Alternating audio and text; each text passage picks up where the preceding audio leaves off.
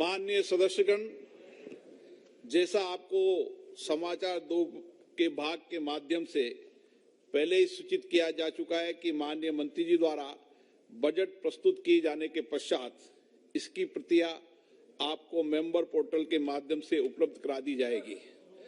आपको यह भी सूचित किया जाता है कि माननीय वित्त मंत्री जी के बजट भाषण की प्रतियां हार्ड कॉपी के रूप में उपलब्ध कराई जाएगी। अतः बजट प्रस्तुत हो जाने के पश्चात सदस्य कृपया बजट भाषण की अपनी अपनी प्रति प्रकाशन फलक से ले सकते हैं। आइटम नंबर 1, माननीय मंत्री महोदय Shrimati Nirmala Sitharaman ji.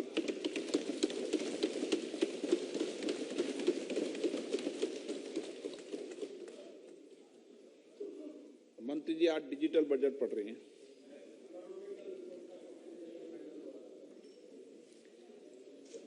Honorable Speaker,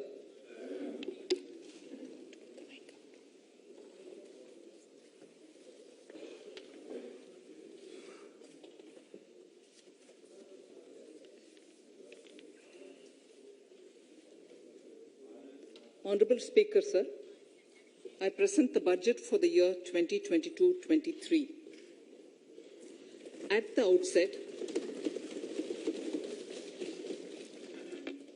outset, sir, I want to take a moment to express my empathy for those who had to bear adverse health and economic effects of the pandemic.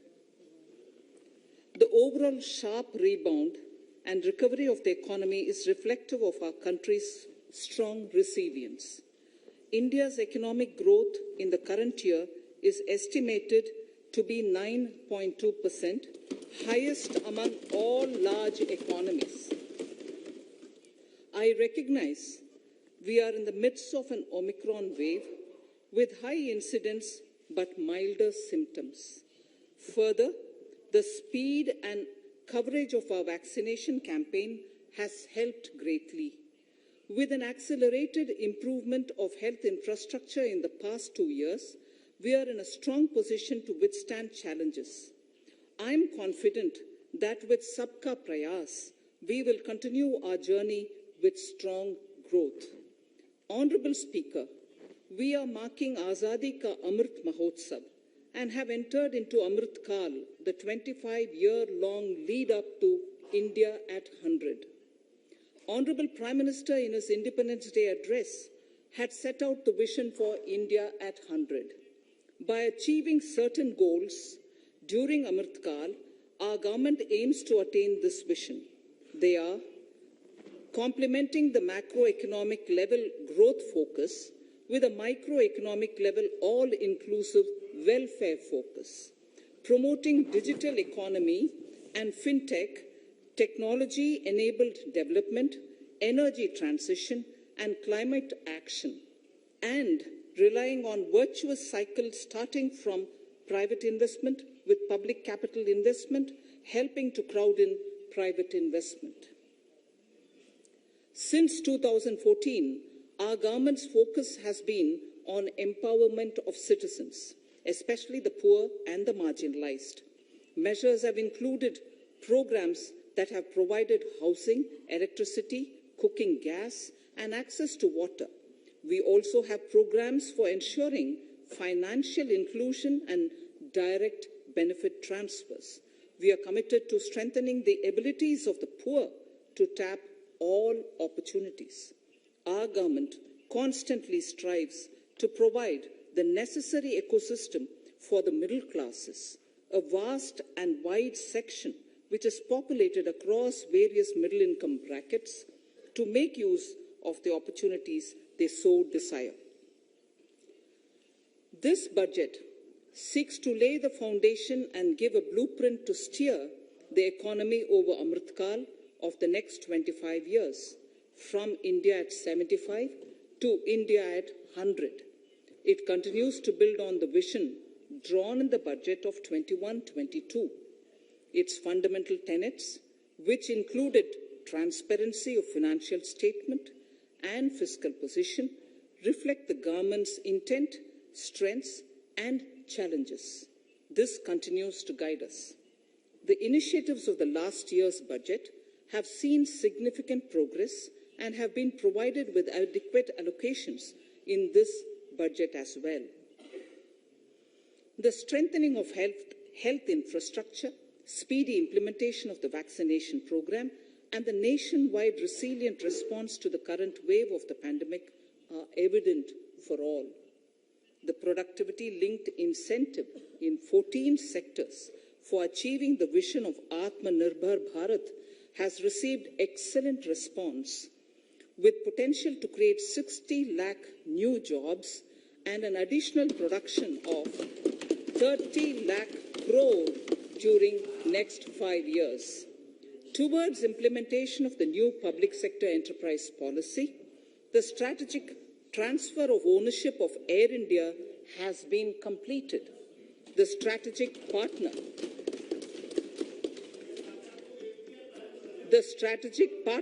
for Neelachal Ispat Nigam Limited has been selected. The public issue of the LIC is expected shortly. Others too are in the process for 2022-23. The National Bank आपको पर्याप्त मौका पर्याप्त अवसर मिलेगा बेटे बेटे टिप्पणी मत कीजिए.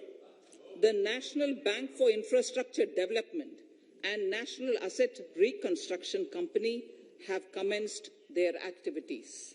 Honorable Speaker, Sir, Budget 2021-22 had provided a sharp increase in provision for public investment or capital expenditure.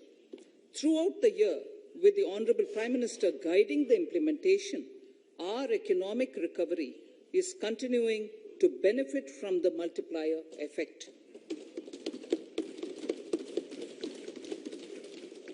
This budget continues to provide impetus for growth. It lays a parallel track of 1. A blueprint for the Amrit Kal, which is futuristic and inclusive. This will directly benefit our youth, women, farmers, the scheduled castes, and the scheduled tribes. And number 2, big private public investment. Number 2, big public investment for modern infrastructure, readying for India at 100. This shall be guided by PM Gati Shakti and be benefited by the synergy of multimodal approach. Moving forward on this parallel track, we lay the following 4 priorities: PM Gati Shakti, inclusive development, productivity enhancement and investment, sunrise opportunities, energy transition, and climate action, and 4, financing of investments.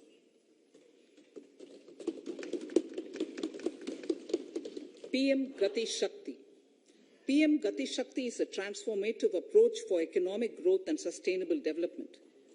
The approach is driven by 7 engines, namely roads, railways, airports, ports, mass transport, waterways, and logistics infrastructure.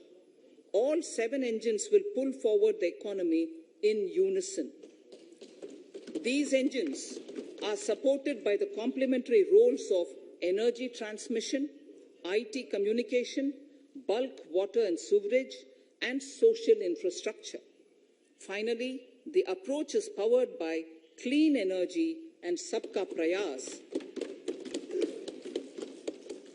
The efforts of the central government, the state governments, and the private sector together, leading to a huge job and entrepreneurial opportunities for all, especially the youth.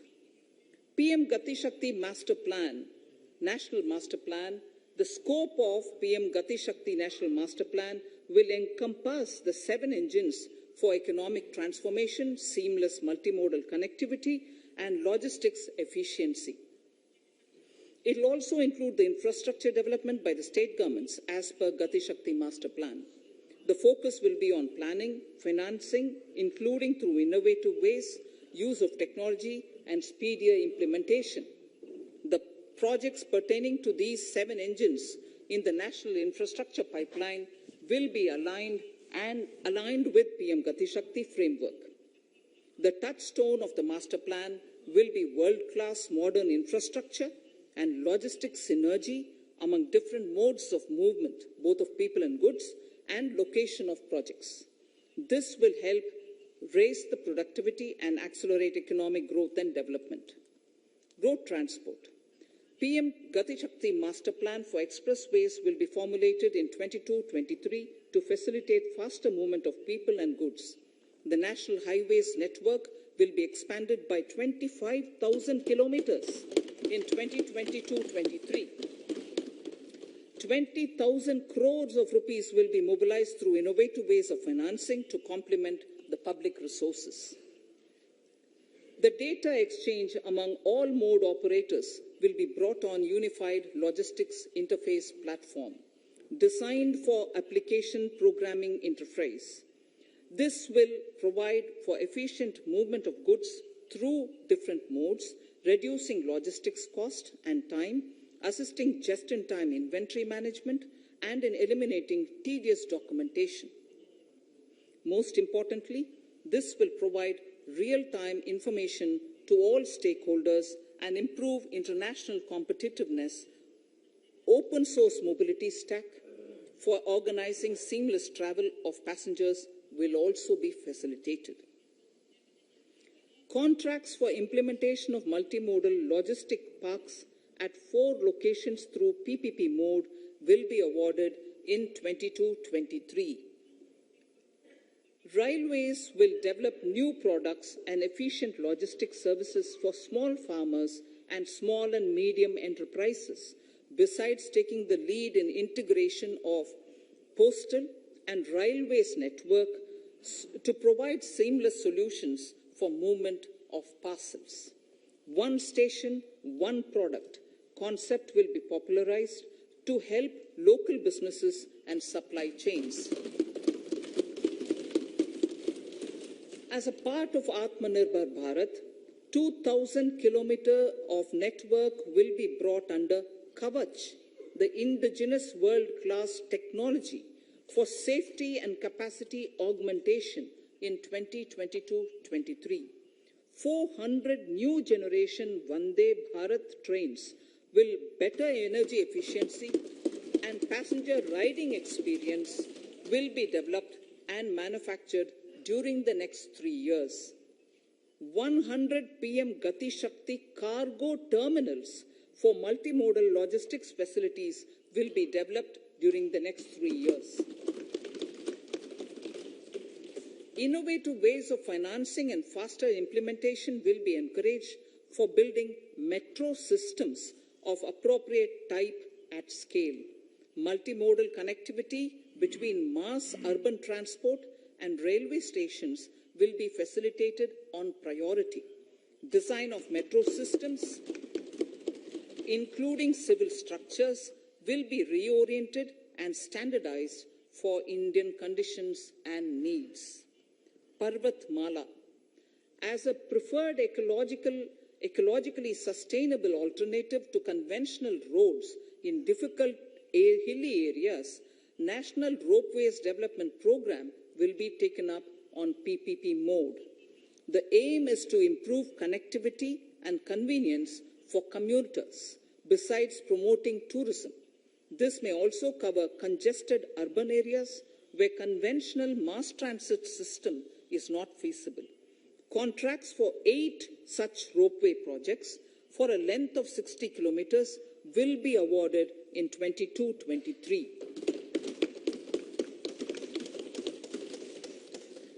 With technical support from the Capacity Building Commission, central ministries, state governments, and their infra agencies will have their skills upgraded.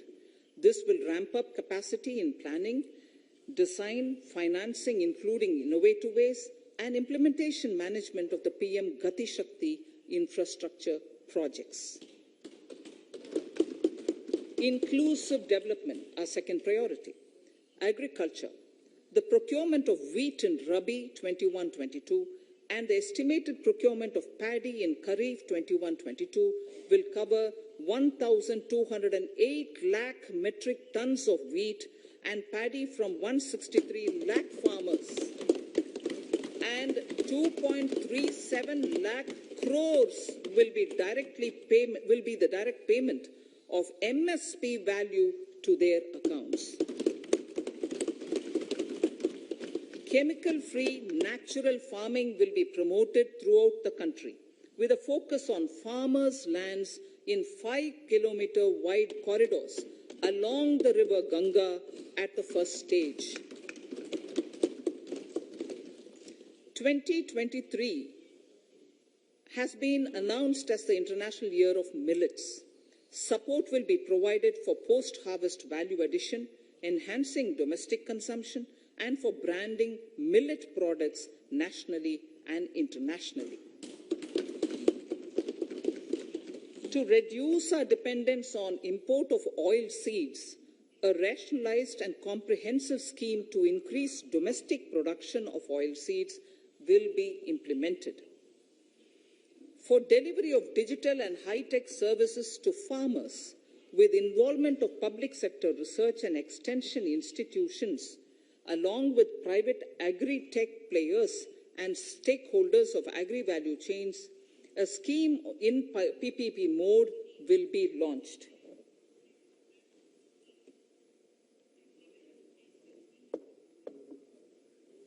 Use of Kisan drones will be promoted for crop assessment, digitization of land records, spraying of insecticides and nutrients.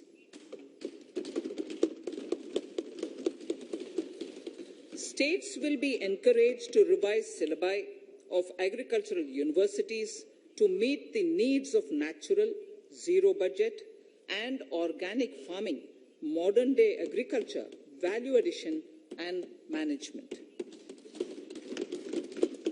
A fund with blended capital raised under the co-investment model will be facilitated through the NABARD. This is to finance startups for agriculture and rural enterprise relevant for farm produce value chain. The activities of these startups will include inter alia, support for FPOs, machinery for farmers on rental basis at farm level, and technology including IT-based support. The implementation of the Ken-Betwa link project at an estimated cost of 44,605 crores will be taken up. This is aimed at providing irrigation benefits to 9.0 lakh hectare of farmers' lands, drinking water supply to 62 lakh people, 103 megawatt of hydro, 27 megawatt of solar power, allocations of 4,300 crores of rupees in the RE 21-22 and 1,400 crores of rupees in 22-23 have been made for this project. Honorable Speaker, sir, draft DPRs for 5 river links, namely Daman-Ganga Pinjal, Par-Tapi Narmada, Godavari Krishna, Krishna Pennar, and Pennar Kaveri have been finalized. Once a consensus is reached among the beneficiary states, the Centre will provide support for their implementation. For farmers to adopt suitable varieties of fruits and vegetables and to use appropriate production and harvesting techniques, our government will provide a comprehensive package with participation of state governments. MSMEs, Udyam, eShram, NCS and ASEEM portals will be interlinked. Their scope will be widened. They will now perform as portals with live organic databases, providing G2C, B2C and B2B services. These services will relate to credit facilitation, skilling and recruitment with an aim to further formalize the economy and enhance entrepreneurial opportunities for all. Emergency Credit Line Guarantee Scheme has provided the much needed additional credit to more than 130 lakh MSMEs. This has helped them mitigate the adverse impact of the pandemic. The hospitality and related services, especially those by micro and small enterprises, are yet to regain their pre-pandemic level of business. Considering these aspects, the ECLGS will be extended up to March 2023, and its guarantee cover will be expanded by 50,000 crores of rupees to total cover of 5 lakh crores.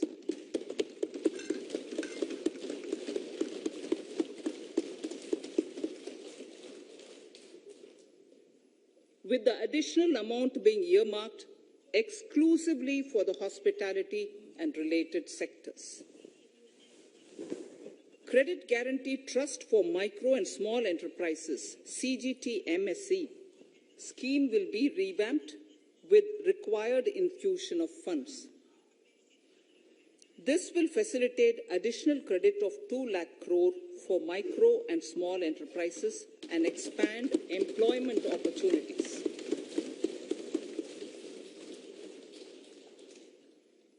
Raising and Accelerating MSME Performance, RAMP, program will outlay of 6,000 crore over 5 years will be rolled out. This will help MSME sector become more resilient, competitive, and efficient.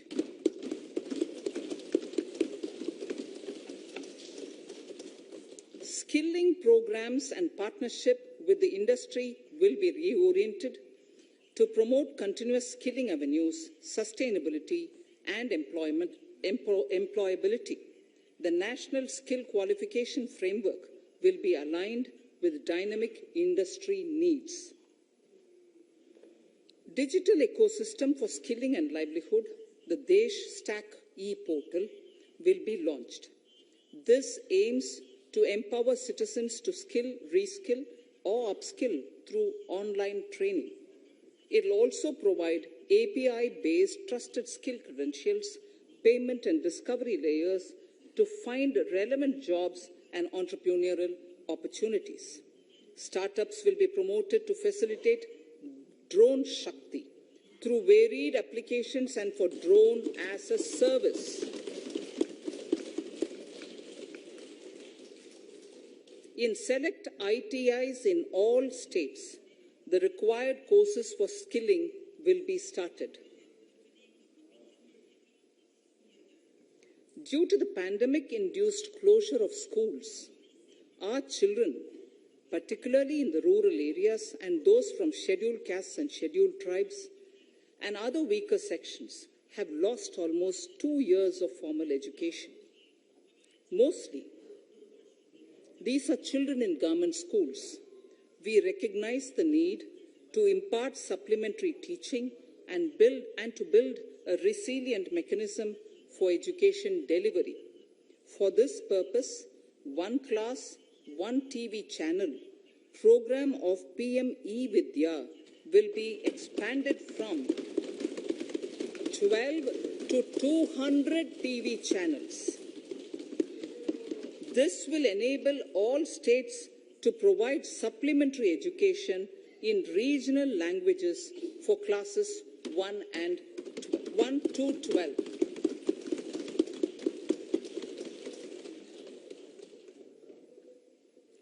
High-quality e-content in all spoken languages will be developed for delivery via internet, mobile phones, TV, and through radio and digital teachers.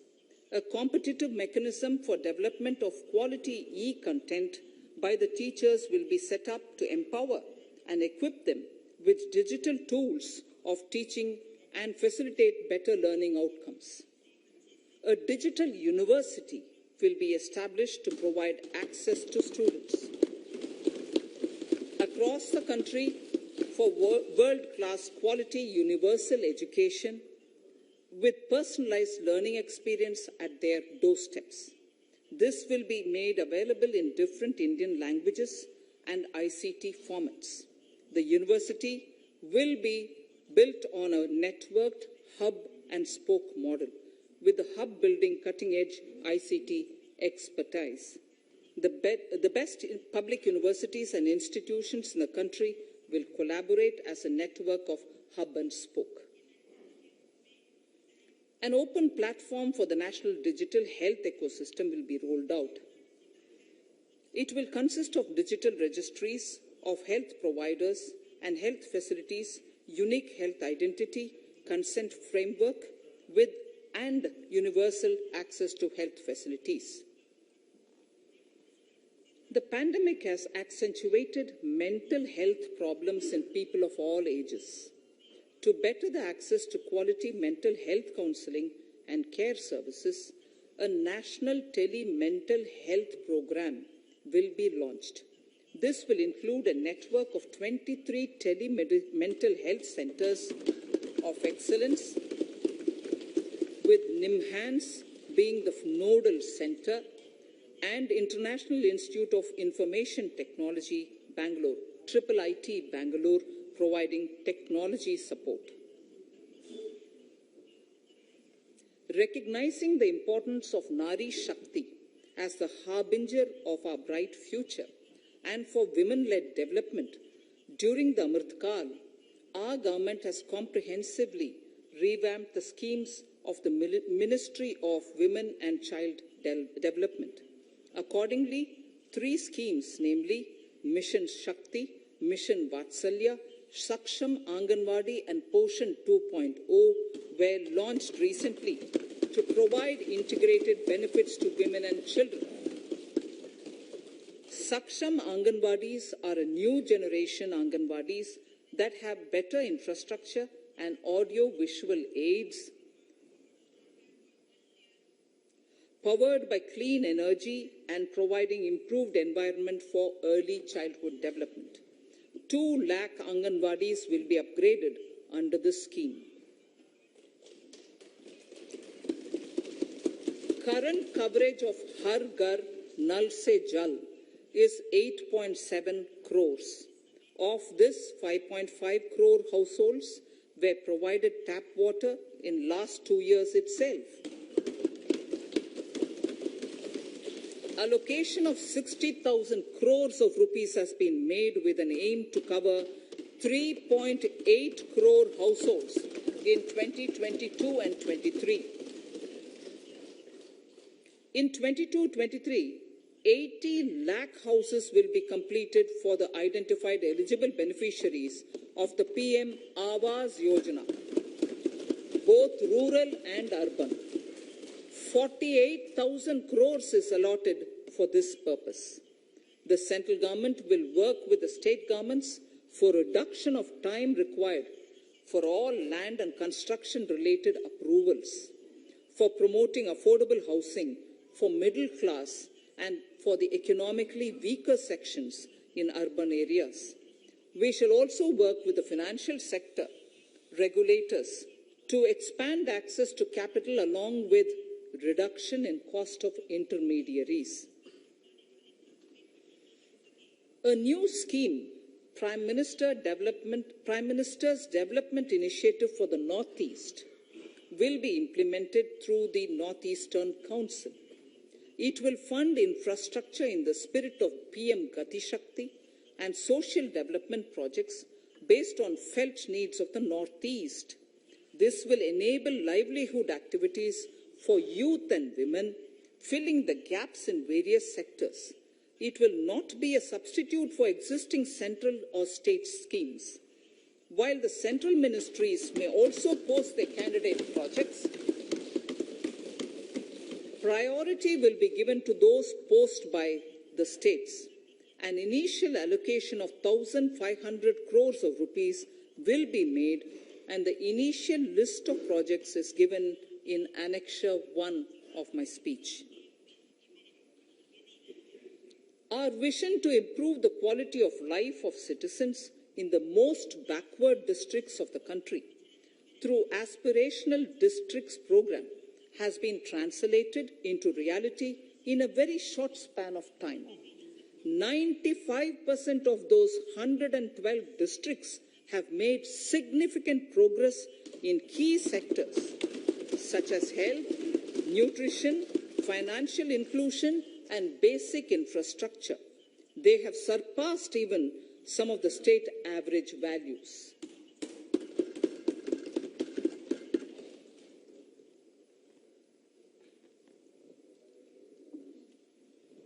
However, in those districts, some blocks continue to lag. In 22-23, the program will focus on such blocks in those districts. Border villages with sparse population, limited connectivity, and infrastructure often get left out from the development gains. Such villages on the northern border will be covered under a new Vibrant Villages program.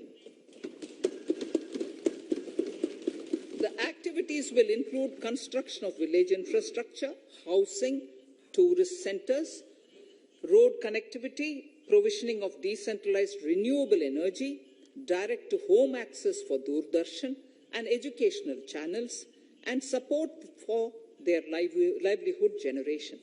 Additional funding for these activities will be provided. Existing schemes will be converged. We will define their outcomes and monitor them on a constant basis. In 2022, 100% of 1.5 lakh post offices will come on the core banking system, enabling financial inclusion and access to accounts through net banking, mobile banking, ATMs, and also provide online transfer of funds between post office accounts and bank accounts. This will be helpful, especially for farmers and senior citizens in rural areas, enabling interoperability and financial inclusion. Honorable Speaker, sir, in recent years, digital banking, digital payments, and fintech innovations have grown at a rapid pace in the country. Government is continuously encouraging these sectors to ensure that the benefits of digital banking reach every nook and corner of the country in a consumer-friendly manner. Taking forward this agenda and to mark 75 years of our independence, it is proposed to set up 75 digital banking units in 75 districts of the country by scheduled commercial banks. The financial support for digital payment ecosystem announced in the previous budget will continue in 22-23 as well. This will encourage further adoption of digital payments. There will also be a focus to promote use of payment platforms that are economical and user-friendly. Sir, I move to the next priority. In recent years, over 25,000 compliances were reduced and nearly 1,500 union laws were repealed. This is the result of our government's strong commitment for minimum government and maximum governance. 1,486 union laws were repealed. Our trust in the public and ease of doing business is what is highlighted here, sir. For the Amrit Kal, the next phase of ease of doing business 2.0 and ease of living will be launched. In our endeavor to improve productive efficiency of capital and human resources, we will follow the idea of trust-based governance. The new phase will be guided by an active involvement of the states, digitization of manual processes and interventions, integration of the central and state level systems through IT bridges, a single point access for all citizen-centric services, and standardization and removal of overlapping compliances.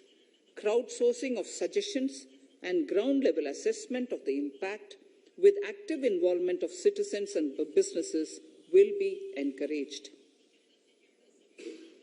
A single window portal, Parivesh, for all green clearances was launched in 2018.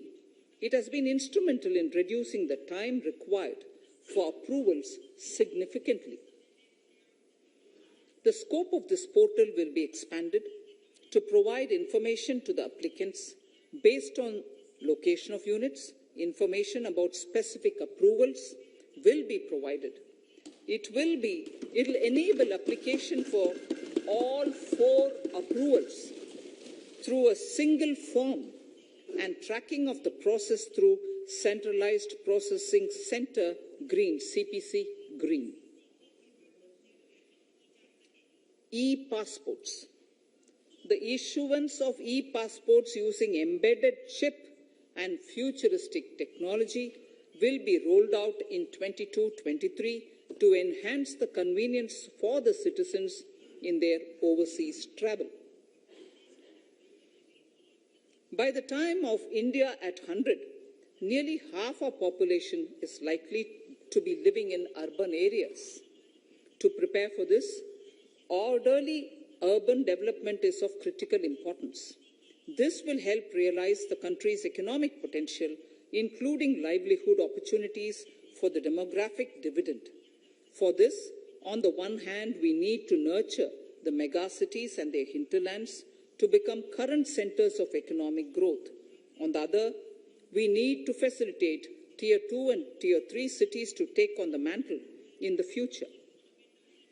This would require us to reimagine our cities into centers of sustainable living with opportunities for all, including women and our youth. For this to happen, urban planning cannot continue with a business-as-usual approach. We plan to steer a paradigm change. A high-level committee of reputed urban planners, urban economists, and institutions will be formed to make recommendations on urban sector policies, capacity building, planning, implementation, and governance. For urban capacity building, support will be provided to the states. Modernization of building bylaws, town planning schemes, transit-oriented development will be implemented. This will facilitate reforms for people to live and work closer to the mass transit systems. The central government's financial support for mass transit projects and Amrit scheme will be leveraged for formulation of action plans and their implementation for facilitating the TOD and TPS by the states. For developing India-specific knowledge in urban planning and design, and to deliver certified training in these areas, up to 5 existing academic institutions in different regions will be designated as centers of excellence. These centers will be provided endowment fund of 250 crore each.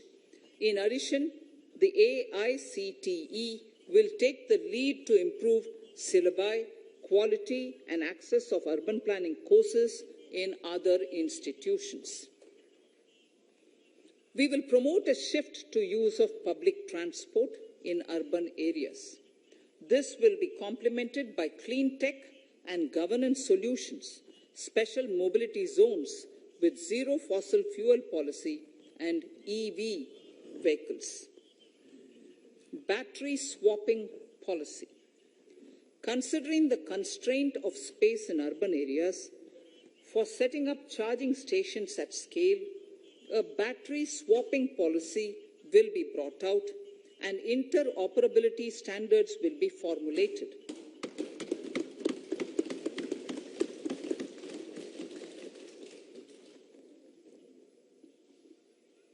The private sector will be encouraged to develop sustainable and innovative business models for battery or energy as a service.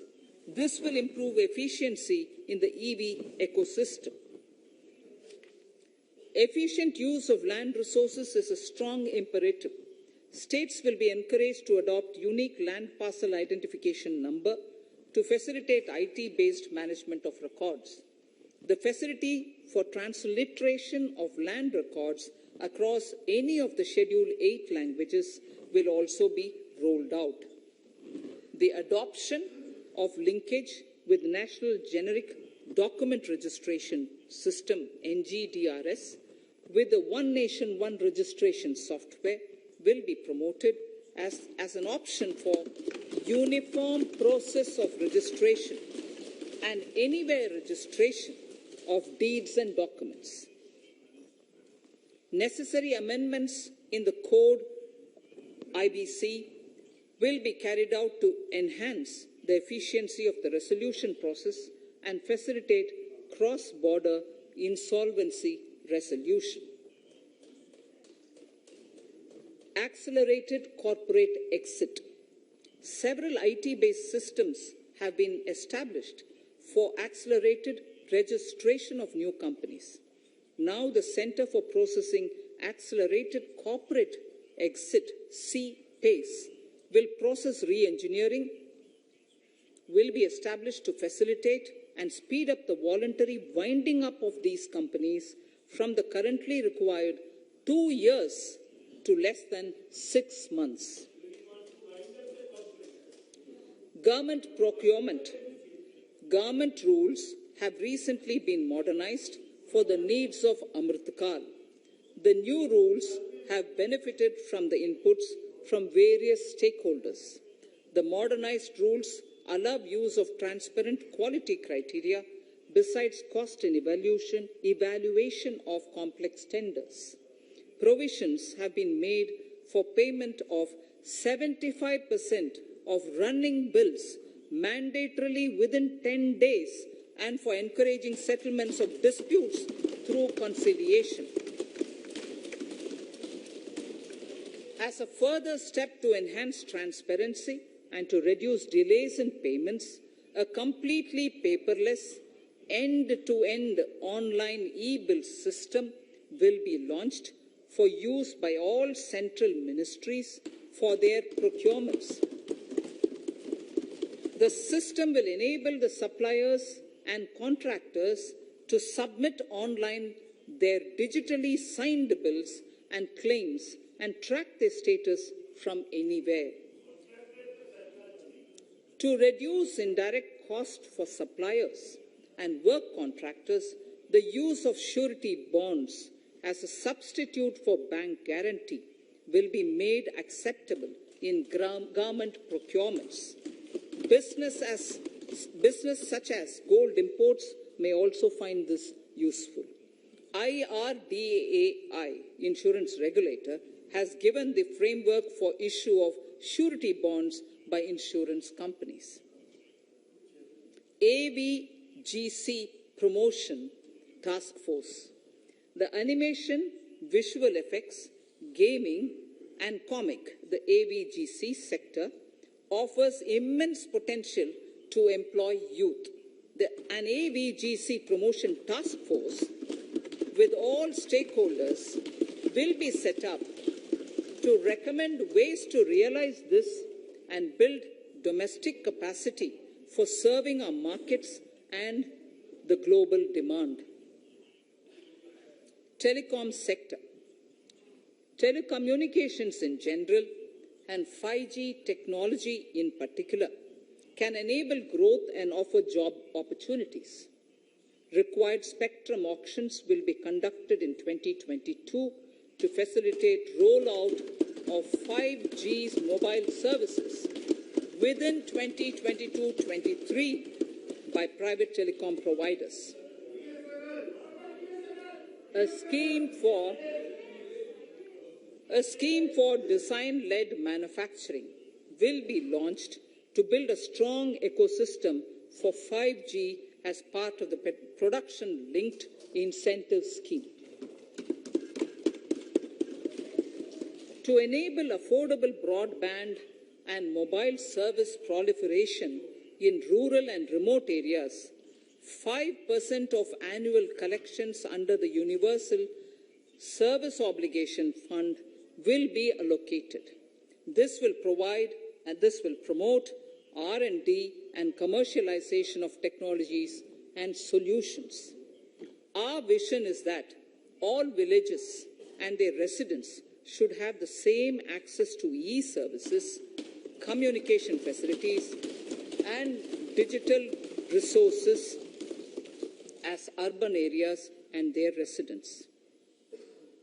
The contracts for laying optical fiber in all villages, including remote areas, will be awarded under the BharatNet project through PPP in 22 and 23. Completion is expected in 2025. Measures will be taken to enable better and more efficient use of the optical fiber. Export promotion.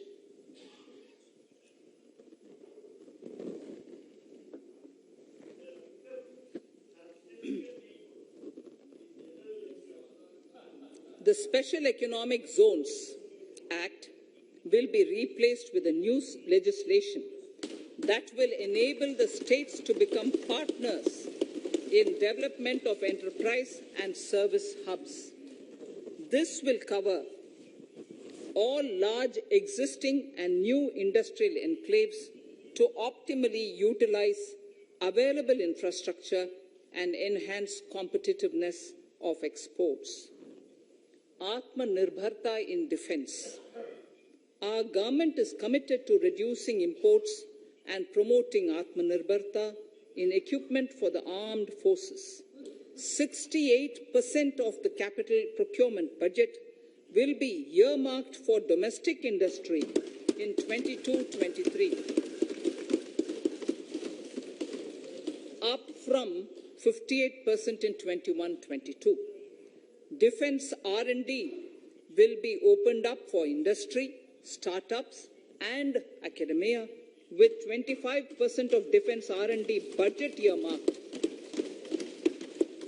Private industry will be encouraged to take up design and development of military platforms and equipment in collaboration with DRDO and other organizations through SPV model. An independent nodal umbrella body will be set up for meeting wide-ranging testing and certification requirements.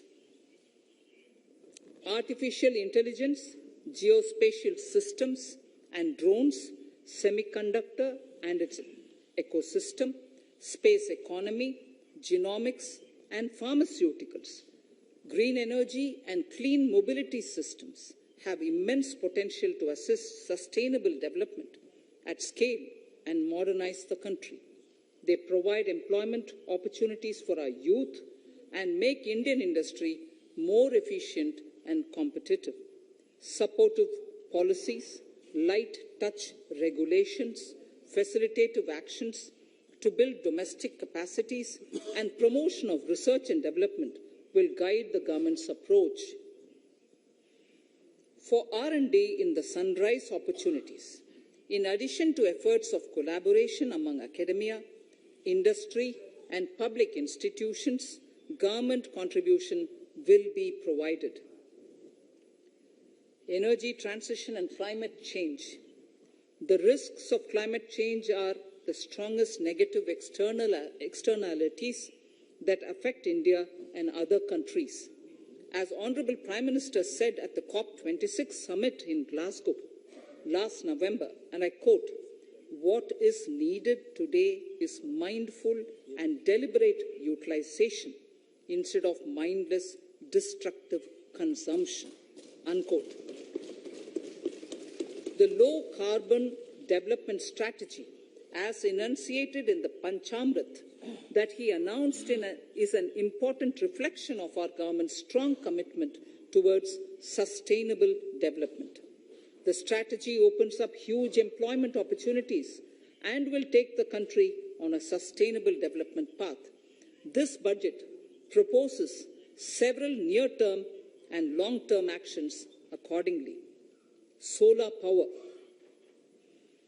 To facilitate domestic manufacturing for the ambitious goal of 280 gigawatts of installed solar capacity by 2030, an additional allocation of 19,500 crores for PLI, production-linked incentive, for manufacturing of high-efficiency modules with priority to fully integrate manufacturing units from polysilicon to solar PV modules will be made.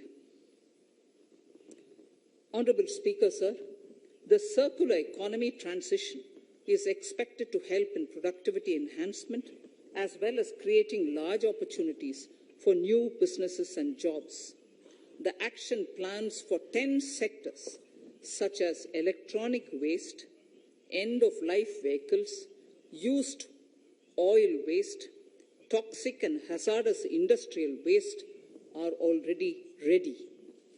The focus will now be on addressing important cross-cutting issues of infrastructure, reverse logistics, technology upgradation, and integration with informal sector. This will be supported by active public policies covering regulations, extended producers' responsibilities, framework, and innovation facilities. 5 to 7% biomass pellets will be co-fired in thermal power plants, resulting in carbon dioxide savings of 38 MMT annually. This will also provide extra income to farmers and job opportunities to locals and help avoid stubble burning in agricultural fields. Saving energy is an important aspect of the energy management. Hence, energy efficiency and savings measures will be promoted. This will be done in large commercial buildings through the energy service company business model. It will facilitate capacity building and awareness for energy audits, performance contracts, and common measurement of and verification protocol. 4 pilot projects for coal gasification and conversion of coal into chemicals required for the industry will be set up to evolve technical and financial viability. The policies and required legislative changes to promote agroforestry and private forestry will be brought in. In addition, financial support will be provided to farmers belonging to scheduled castes and scheduled tribes who want to take up agroforestry. Honorable Speaker, I now move to the 4th priority, financing of investments.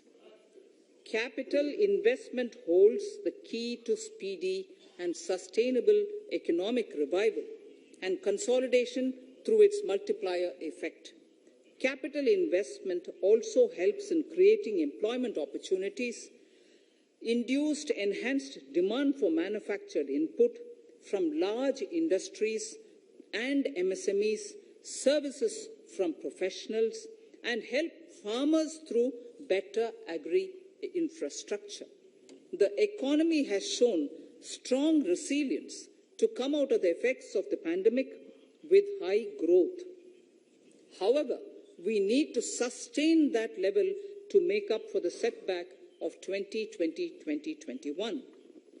As outlined in para 5 earlier, the virtuous cycle of investment requires public investment to crowd in private investment.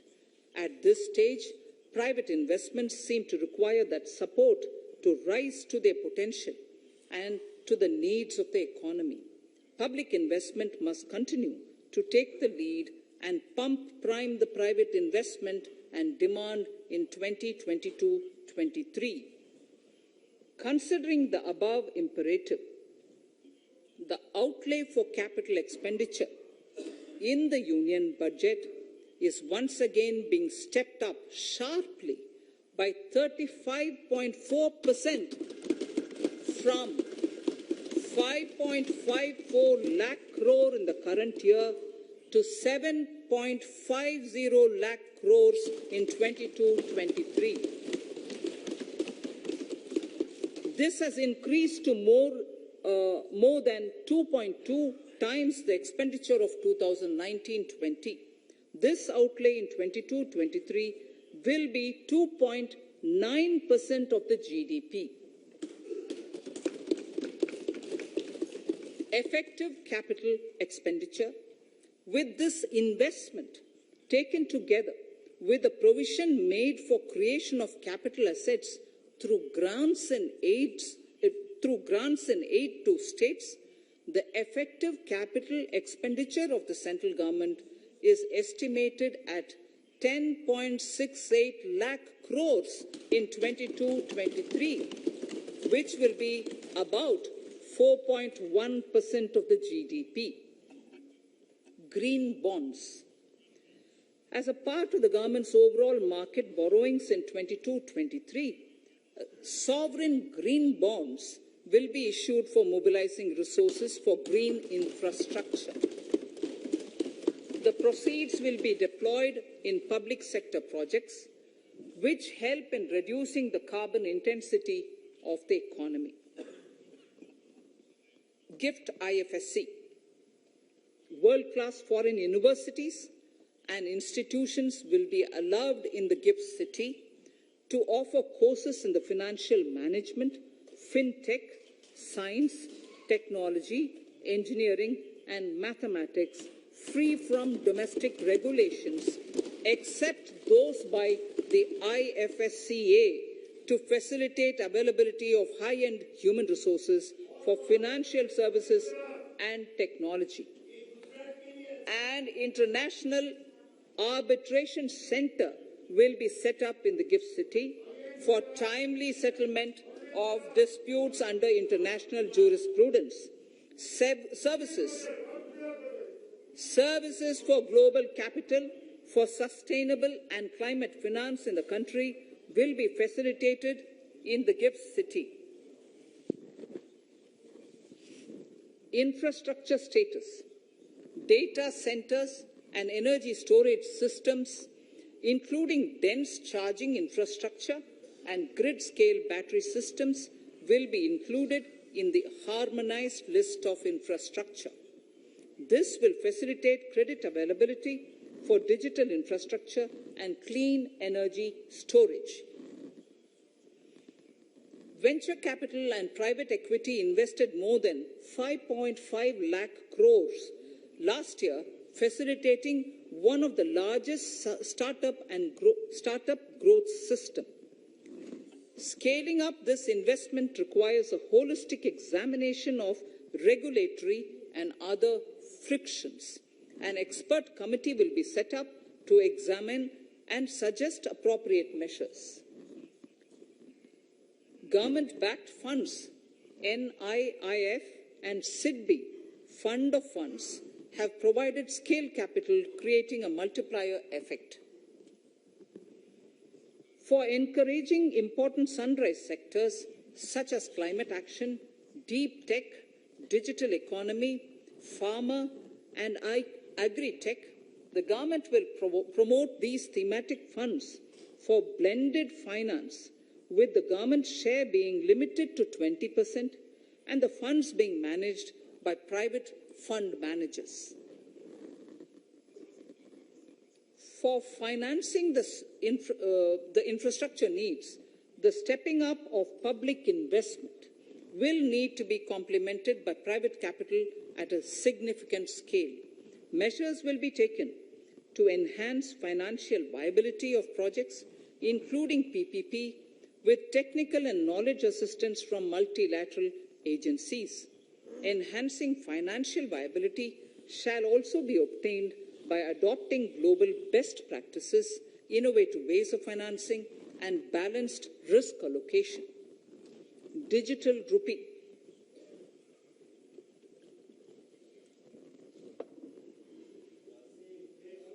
Introduction of a central bank digital currency will give a big boost to digital economy. Digital currency will also lead to a more efficient and cheaper currency management system. It is therefore proposed to introduce digital rupee using blockchain and other technologies to be issued by the Reserve Bank of India starting 2022 and 23. Financial assistance to states for capital investment. Reflecting the true spirit of cooperative federalism, the central government is committed to bolstering the hands of the states in enhancing their capital investment towards creating productive assets and generating remunerative employment. The scheme for financial assistance to states for capital investment has been extremely well received by the states. In deference to the requests received during my meeting with the chief ministers and state finance ministers, the outlay for this scheme is being enhanced from 10,000 crores in the budget estimates to 15,000 crores in the revised estimates for the current year.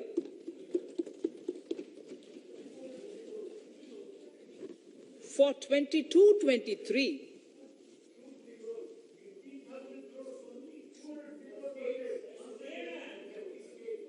I'll repeat that sentence for the benefit of many of our honourable members.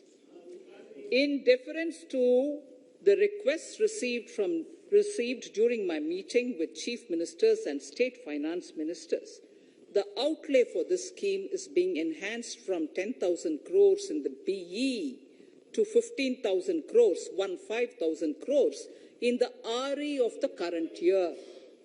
For 22-23, the allocation is 1 lakh crores to assist the states in catalyzing the overall investments in the economy. These 50-year interest-free loans are over and above the normal borrowings allowed to the states, are over and above the normal borrowings to the states. This allocation will be used for PM Gati Shakti related and other productive capital investments of the states. It will also include components for supplemental funding for priority segments of PM Gram Sadak Yojana, including support for the state share, digitization of the economy, including digital payments and completion of OFC network, and reforms related to building bylaws, town planning schemes, transit-oriented development, and transferable development rights. In 22-23, in accordance with the recommendations of the 15th Finance Commission, the states will be allowed a fiscal deficit of 4% of the GSDP, of which 0.5% will be tied to power sector reforms, for which the conditions have already been communicated in 21-22. Fiscal management. As against a total expenditure of 34.83 lakh crores of rupees projected in the BE 21-22, the revised estimate is 37.70 lakh crores. The revised estimate of capital expenditure is 6.3 lakh crores of rupees. This includes an amount of 51,971 crores towards settlement of outstanding guaranteed liabilities of Air India and its other sundry commitments.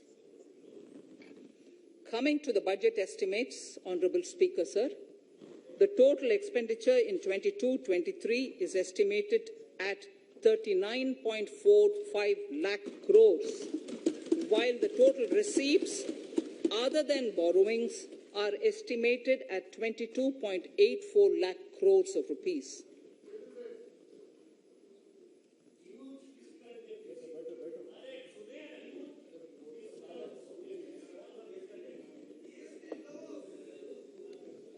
The revised fiscal deficit, Honourable Speaker, in the current year is estimated at 6.9% of the GDP, as against 6.8% projected in the budget estimates. The fiscal deficit is in 22-23 is estimated at 6.4% of the GDP, which is consistent with the broad path of the fiscal consolidation announced by me last year to reach a fiscal deficit level below 4.5% by 25-26. While setting the fiscal deficit level in 22-23, I am conscious of the need to nurture growth through public investment to become stronger and sustainable. I will now move to part B of my speech.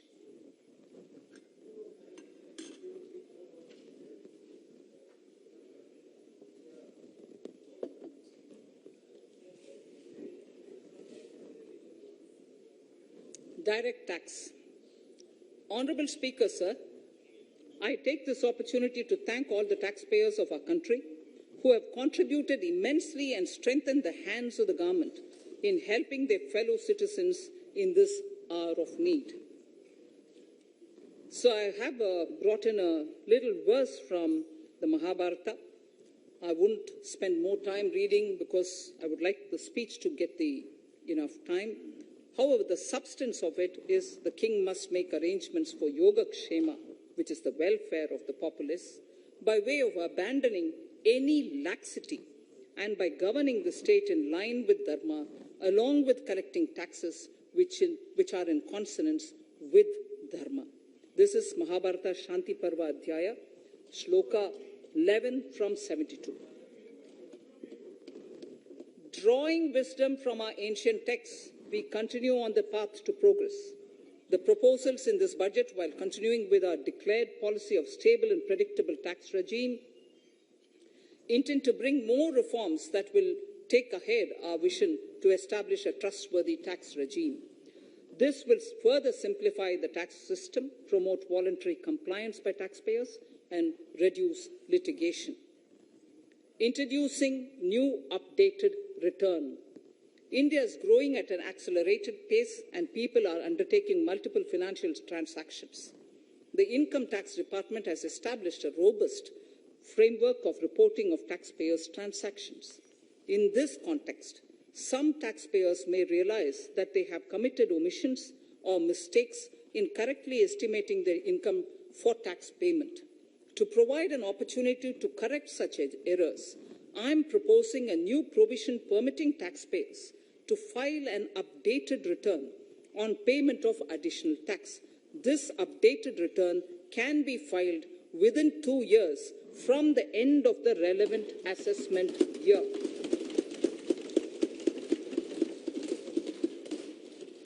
Honorable Speaker, sir, presently, if the department finds out that some income has been missed out by an assessee, it goes through a lengthy process of adjudication. Instead, with this proposal now, there will be a trust repost in the taxpayers that will enable the assessee herself to declare the income that she may have missed out earlier while filing her return. Full details of the proposal are given in the finance bill. It is an affirmative step in the direction of voluntary compliance.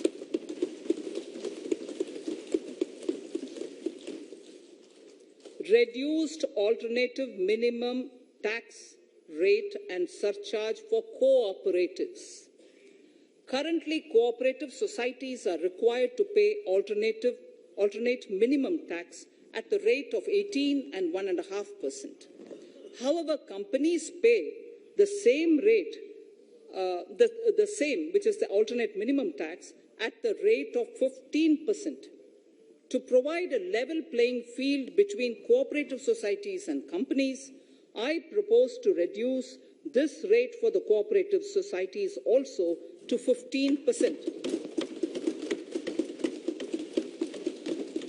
Honorable Speaker, sir, I also propose to reduce the surcharge on cooperative societies from the present 12% to 7% for those having total income of more than 1 crore and up to 10 crores. This would help in enhancing income of cooperative societies and its members who are mostly from the rural and from farming communities. Tax relief to persons with disability. The parent or guardian of a differently abled person can take an insurance scheme for such person. The present law provides for deduction to the parent or guardian only if the lump sum payment or annuity is available to the differently abled person on the death of the subscriber, that is the parent or the guardian. There could be situations where the differently abled dependent may need payment of annuity or lump sum amount even during the lifetime of their parent or guardian. I propose thus to allow the payment of annuity and lump sum amount to the differently abled dependent during the lifetime of the parent and guardians, that is parent or guardians, attaining the age of 60 years. Parity between employees of the state and central governments. At present, the central government contributes 14% of the salary of its employee to the National Pension System, NPS, Tier 1. This is allowed as a deduction in computing the income of the employee. However, such deduction is allowed only to the extent of 10% of the salary in case of employees of the state governments. To provide equal treatment to both central and state government employees, I propose to increase the tax deduction limit from 10% to 14% on employers' contribution to the NPS account of state government employees as well. This would help in enhancing the social security benefits of the state government employees and bring them at par with central government employees. Incentives for startups. Startups have emerged as drivers of growth for our economy. Over the past few years, the country has seen a manifold increase in successful startups. Eligible startups established before 31/3/2022 had been provided a tax incentive for 3 consecutive years out of the 10 years from incorporation. In view of the COVID pandemic, I propose to extend the period of incorporation of the eligible startup by 1 more year, that is up to 31/3/2023, for providing such tax incentives.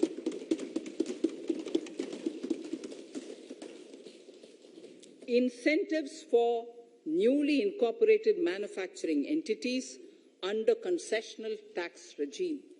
In an effort to establish a global competitive business environment for certain domestic companies, a concessional tax regime of 15% was introduced by our government for newly incorporated domestic manufacturing companies. I propose to extend the last date for commencement of manufacturing or production under Section 115B(ab) by 1 more year, that is from 31st March 2023 to 31st March 2024.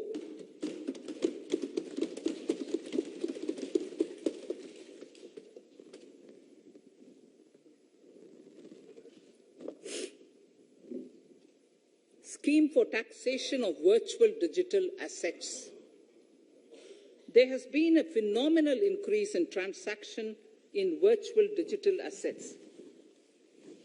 The magnitude and frequency of these transactions have made it imperative to provide for a specific tax regime. Accordingly, for the taxation of virtual digital assets, I propose to provide that any income from transfer of any virtual digital asset shall be taxed at the rate of 30%, 30%.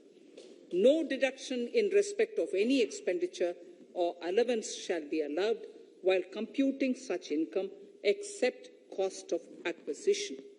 Further, loss from transfer of virtual digital asset cannot be set off against any other income. Further, in order to capture the transaction details, I also propose to provide for TDS on payment made in relation to transfer of virtual digital asset at the rate of 1% of such consideration above a monetary threshold. Gift of virtual digital asset is also proposed to be taxed in the hands of the recipient.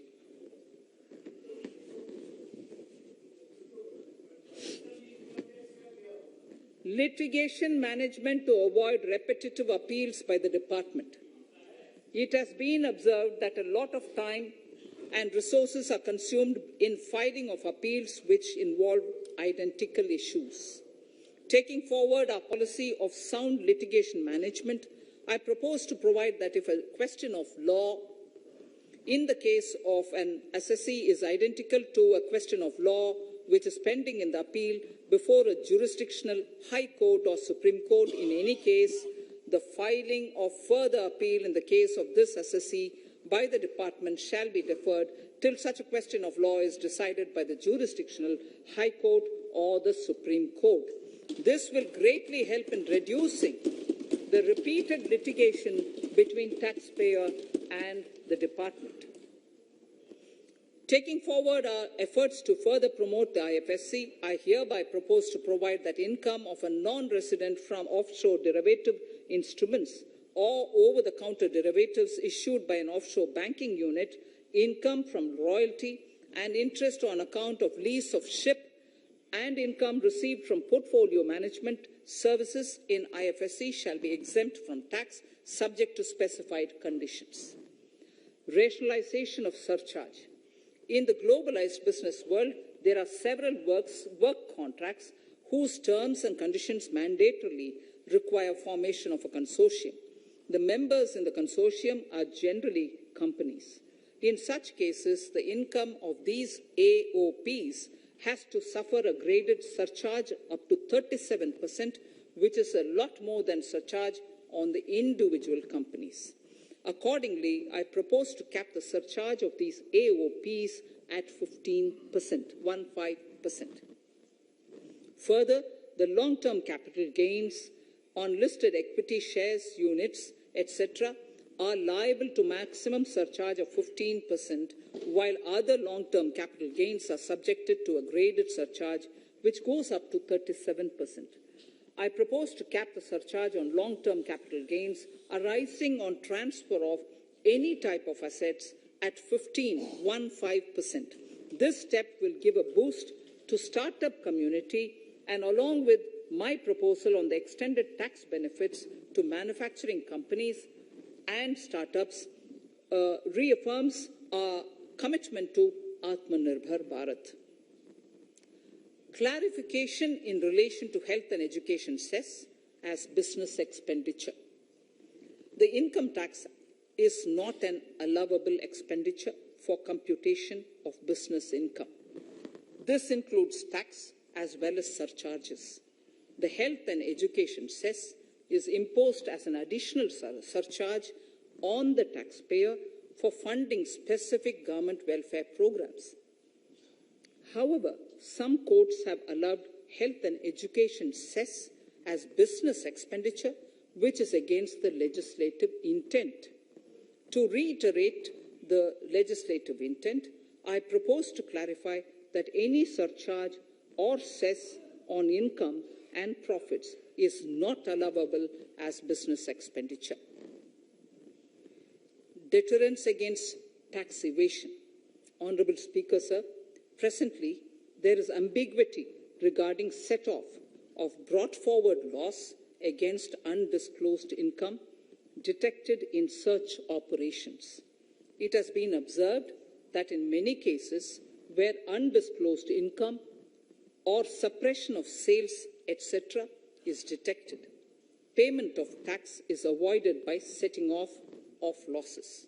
In order to bring certainty and to increase deterrence among tax evaders, I propose to provide that no set-off of any loss shall be allowed against undisclosed income detected during search and survey operations.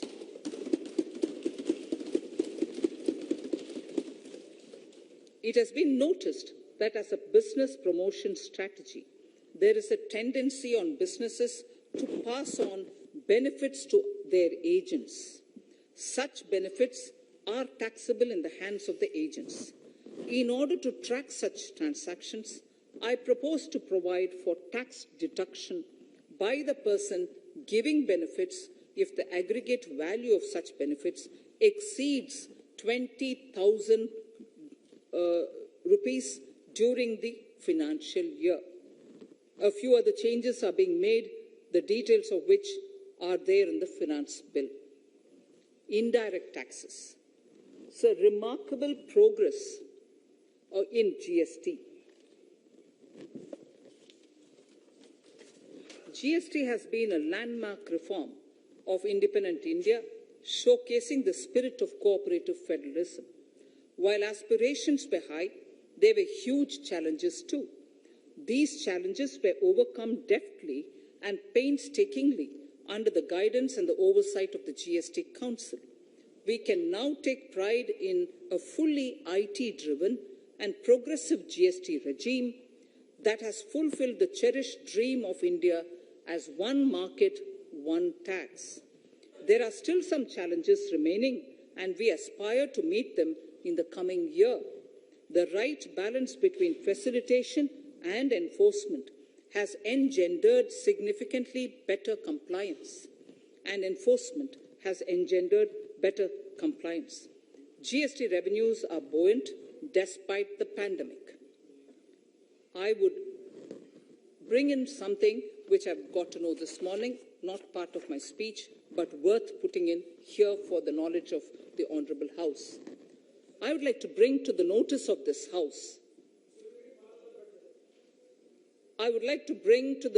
this House that the gross GST collections for the month of January 22 are rupees 1,40,986 crores,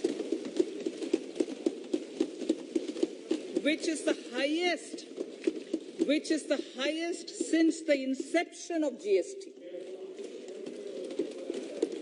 This has been possible due to rapid economic growth, recovery, post-COVID.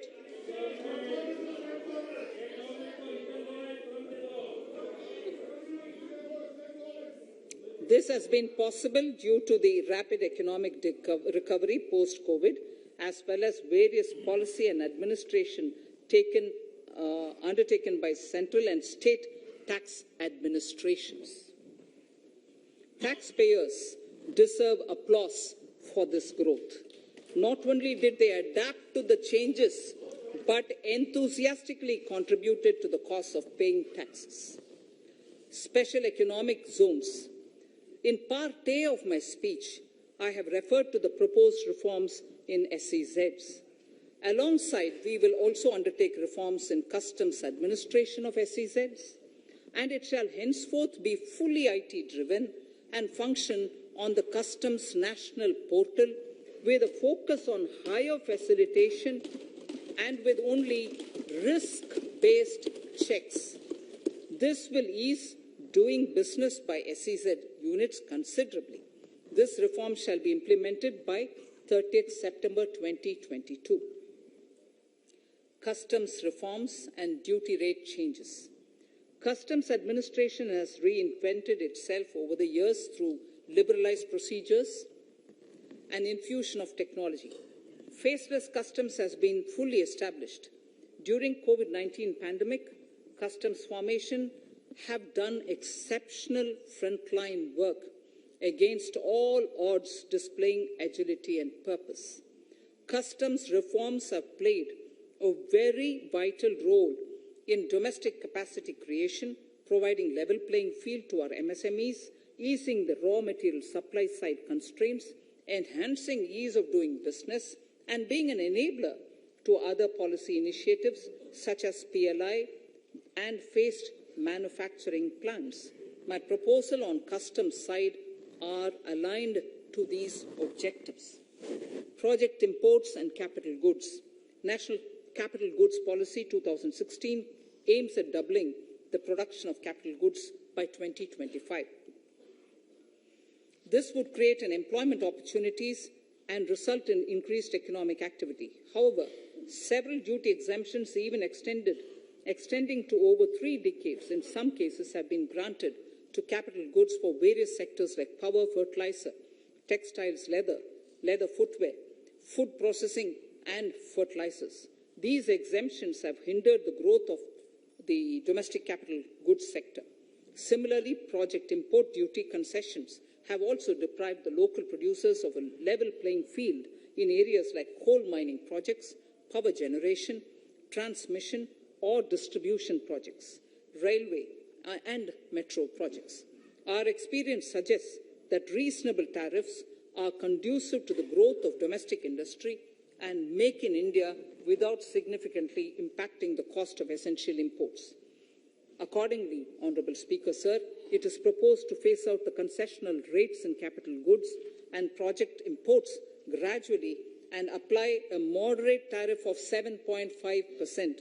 Certain exemptions for advanced machineries that are not manufactured within the country shall continue. A few exemptions are being introduced on inputs like specialized castings, ball screw, and linear motion guide to encourage domestic manufacturing of capital goods. In the last 2 budgets, we have rationalized several customs exemptions. We have once again carried out an extensive consultation, including by crowdsourcing. As a result of these consultations, more than 350 exemption entries are proposed to be gradually phased out. These include exemptions on certain agricultural produce,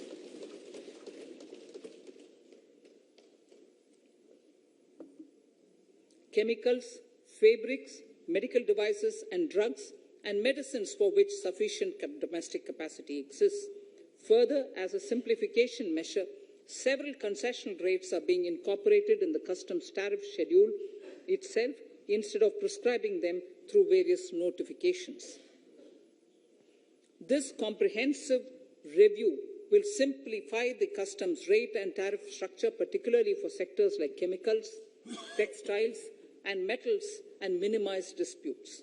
Removal of exemption on items which are or can be manufactured in India and providing concessional duties on raw material that go into manufacturing of intermediate products will go many a step forward in achieving our objective of Make in India and Atmanirbhar Bharat. I shall now take up specific sector-specific proposals. Electronics.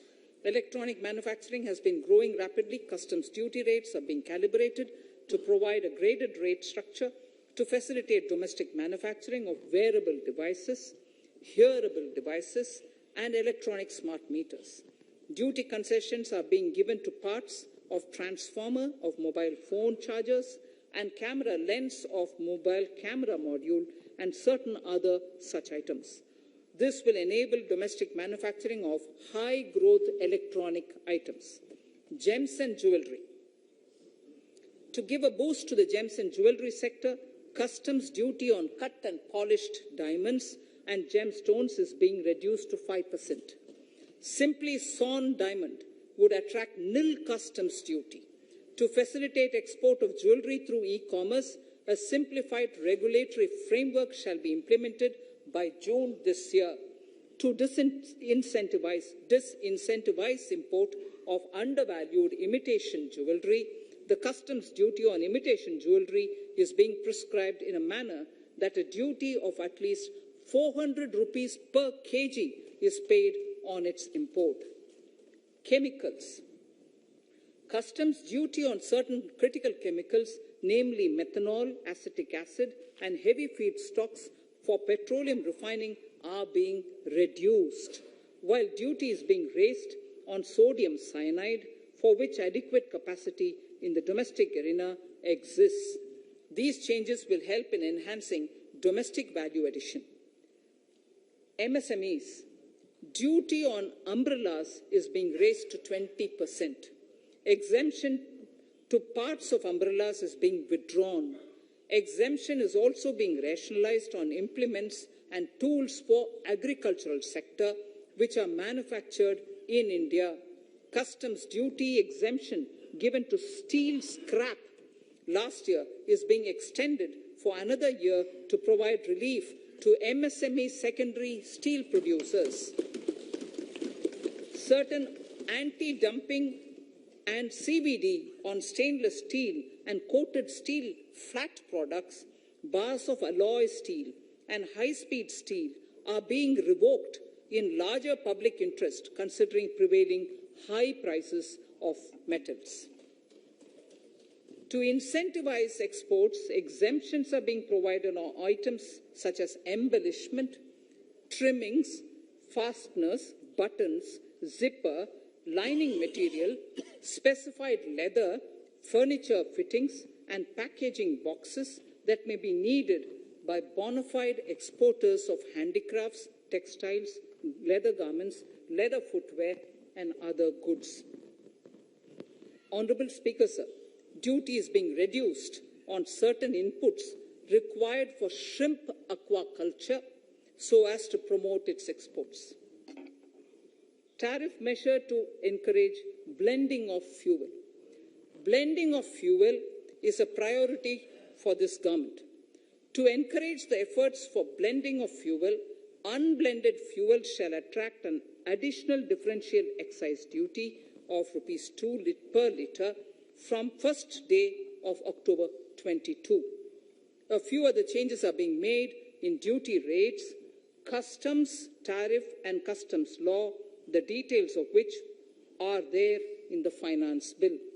Mr. Speaker, sir, with these words, I commend the budget to this august House.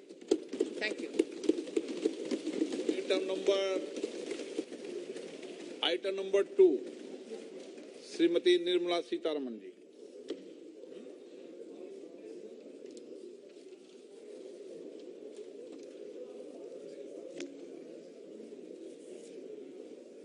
Sir, with your permission, I rise to lay on the table the following statements under Section 3(1) of the Fiscal Responsibility and Budget Management FRBM Act 2003, Medium-Term Fiscal Policy cum Fiscal Policy Strategy Statement and Macroeconomic Framework Statement. Item number 3, Vitt Videk 2020, Nirmala Sitharaman ji. Sir, item number 3, Finance Bill. Sir, with your permission, I rise to move for leave to introduce the Finance Bill 2022. प्रश्न ये कि वित्त विधेयक को पुनर्स्थापित करने की अनुमति प्रदान की जाए। जो सदस्य इसके पक्ष में हाँ कहें, जो सदस्य विरोध में ना कहें, मेरे विचार में निर्णय हाँ वालों के पक्ष में, हाँ वालों के पक्ष में। माननीय मंत्री जी, वित्त विधेयक को पुनर्स्थापित करें। Sir, I introduce the bill. सभा की कार्रवाई कल बुधवार दिनांक 2 फरवरी 2022 को साढ़े 4 बजे तक के लिए स्थगित की जाती है।